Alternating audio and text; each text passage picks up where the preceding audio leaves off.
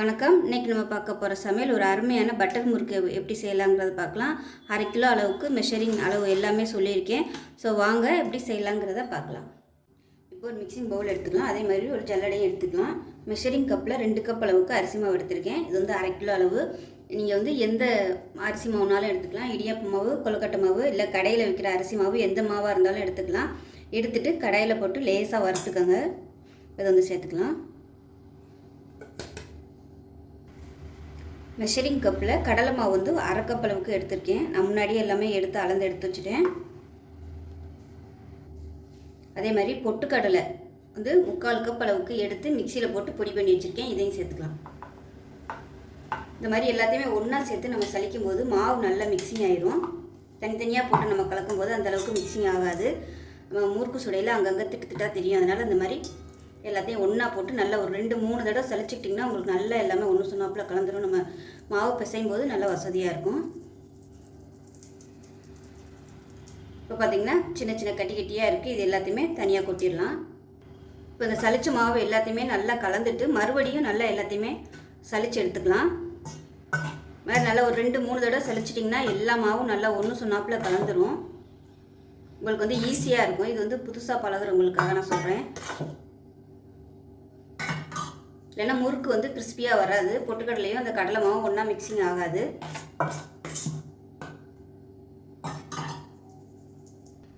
இப்போ பார்த்திங்கன்னா மாவு நல்லா கலந்தாச்சு. இந்த அளவில் வந்து கலந்து ஒரு டப்பாவில் ஸ்டோர் பண்ணி வச்சுக்கிட்டோம்னா நமக்கு எப்போல்லாம் தேவைப்படுதோ அந்த சமயம் வந்து நம்ம கொஞ்சமாக எடுத்து முறுக்கு பிழிஞ்சிக்கலாம்.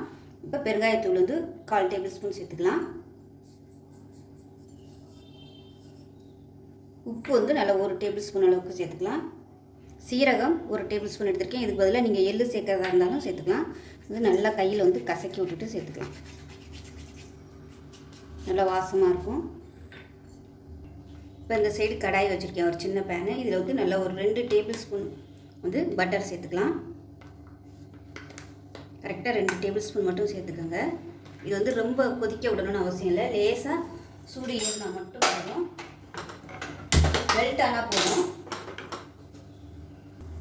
இப்போ இந்த அளவுக்கு லேசாக உருகுனா மட்டும் போதும். இப்போ வந்து இந்த பட்டர் வந்து வெண்ணெயை அதில் அப்படியே சேர்த்துக்கலாம். சேர்த்துட்டு நல்லா பிசைஞ்சு விட்டுக்கலாம்.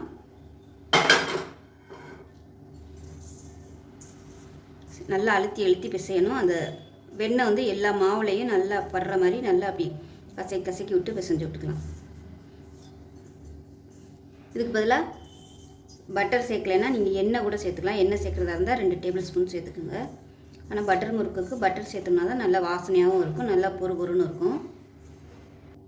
இப்போ பார்த்திங்கன்னா இந்த மாவுக்கு நம்ம ஊற்றிருக்க வெண்ணெய் வந்து பத்தலை. மாவு வந்து நல்லா கலந்து விட்டுட்டு இந்த மாதிரி பிடிச்சி பார்க்கணும். பிடிச்சி பார்க்கல நல்லா உங்களுக்கு நம்ம புட்டுக்கெலாம் செய்யும்போது எப்படி இப்படி பிடிச்சோம்னா பிடிக்க வரும், உதுத்து விட்டால் உதுரும், அந்த மாதிரி இருக்கணும். இப்போ பாருங்கள் மாவு வந்து நிற்கலை. அதில் உள்ள ஈரத்தன்மை வந்து பத்தலை. அதாவது வெண்ணெய் நம்ம போட்டிருக்கிறது வந்து பத்தலை. இன்னும் கொஞ்சம் சேர்த்துக்கலாம். இப்போ பார்த்திங்கன்னா இன்னும் கொஞ்சம் ஒரு 1 டீஸ்பூன் போல் எண்ணெய் வந்து சேர்த்துக்கிறேன். இது வந்து ரூம் டெம்பரேச்சரில் தான் இருக்கிறதுனால நான் அப்படியே சேர்த்துக்கிறேன். ஃப்ரிட்ஜில் இருந்துச்சுன்னா ரொம்ப கெட்டியாக இருக்கும். லேசாக அப்படியே உருக்கிட்டு சேர்த்துக்கோங்க. இப்போ எல்லாத்தையுமே நல்லா கலந்துட்டேன். இப்போ வந்து நீங்கள் வந்து நல்லா இறுக்கி பிடிச்சிங்கன்னா உங்களுக்கு வந்து அப்படியே நிற்கணும். உதுத்து விட்டால் உதுறணும். வந்து அந்த மாதிரி உதுறலை. இப்போ வந்து கரெக்டாக இருக்குது. இதுதான் பக்கம். அந்த மாதிரி நீங்கள் பார்த்து சேர்த்துக்கிட்டிங்கன்னா நல்லா முறுமுறுன்னு சூப்பராக வரும். எண்ணெய் சேர்க்குறதா இருந்தாலும் இதே மாதிரியே எண்ணெய் சேர்த்துக்கோங்க. இந்த ஸ்டேஜில் உப்பு செக் பண்ணி பார்த்துக்கோங்க. ஏன்னா சில நேரங்களில் வந்து பட்டரில் வந்து உப்பு இருக்கும். அதனால் நீங்கள் வந்து இந்த மாதிரி எல்லாத்தையும் பிசைஞ்சிக்கிட்டு வாயில் போட்டு பார்த்தீங்கன்னா உப்பு கரெக்டாக இருக்கா இல்லையாங்கிறது தெரிஞ்சிடும். அதுக்கப்புறமா பத்தலைன்னா நீங்கள் உப்பு சேர்த்துக்கலாம். முதல்ல வந்து எல்லாத்தையும் உப்பு சேர்த்துறாதீங்க. இப்போ கொஞ்சம் கொஞ்சமாக தண்ணி ஊற்றி நல்லா பிசைஞ்சு எடுத்துக்கலாம்.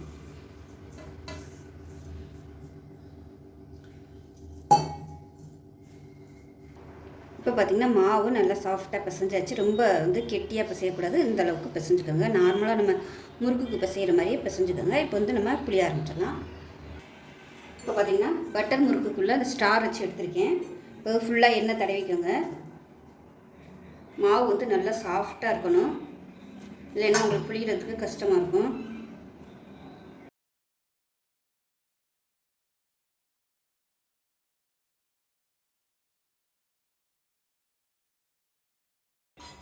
இப்போ வந்து எண்ணெய் காஞ்சிருச்சா என்னென்னு கொஞ்சமாக உருட்டி போட்டு செக் பண்ணி பார்த்துக்கோங்க. இப்போ வந்து நல்லா காஞ்சிடுச்சு, மேலே வந்துருச்சு போட்டது. எடுத்துடலாம். எடுத்துகிட்டு புளிய ஆரம்பிச்சிடலாம். எண்ணெய் வந்து ரொம்ப அப்படியே கொதிக்கிற அளவு இருக்கக்கூடாது.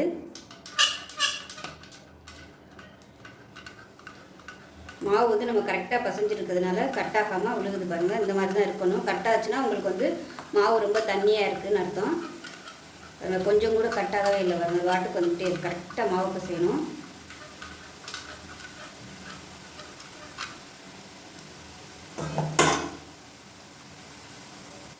போட்ட உடனே திருப்ப வேணால் கொஞ்சம் வேகட்டும். வெந்ததுக்கப்புறம் திருப்பி விட்டுக்கலாம். அடுப்பு வந்து மீடியம்லேயே இருக்கணும். ரொம்ப ஹைலையும் இல்லாமல் குறைச்சும் இல்லாமல் மீடியத்திலே வேகணும். இப்போ அதை திருப்பி விட்டுக்கலாம். கொஞ்சம் வெந்ததுக்கப்புறம் கரண்டியை வச்சு லைட்டாக அந்த மாதிரி உடச்சி விட்டுக்கோங்க.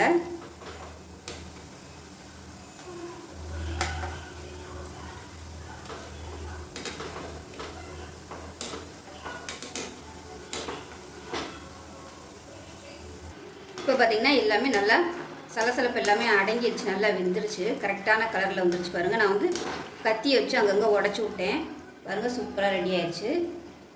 இப்போ இதே மாதிரியே எல்லாத்தையும் நம்ம புரிஞ்சு விட்டுருக்கோம்.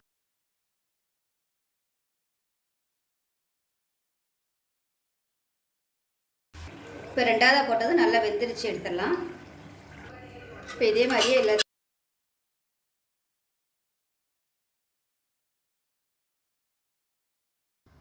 இப்போ பாருங்கள் எல்லா பட்டர் முறுக்கும் புளிஞ்சு எடுத்துகிட்டேன். நல்லா மொறுன்னு சூப்பராக வந்திருக்கு பாருங்கள். நான் வந்து 1/2 கிலோ அளவுக்கு வந்து செஞ்சு காமிச்சிருக்கேன். 1/2 கிலோ அளவுக்கு இந்த அளவுக்கு வந்திருக்கு. நல்ல முறுமுறுப்பாக இருக்கும். எனக்கு வந்து கொஞ்சம் சிவப்பாக இருந்தால் தான் பிடிக்கும் வீட்டில் எல்லாருக்குமே. அதனால் கொஞ்சம் சிவக்க விட்டு எடுத்துருக்கேன். உங்களுக்கு வந்து எந்த இதில் வேணுமோ நீங்கள் அதுக்கு தகுந்த மாதிரி எடுத்துக்கோங்க.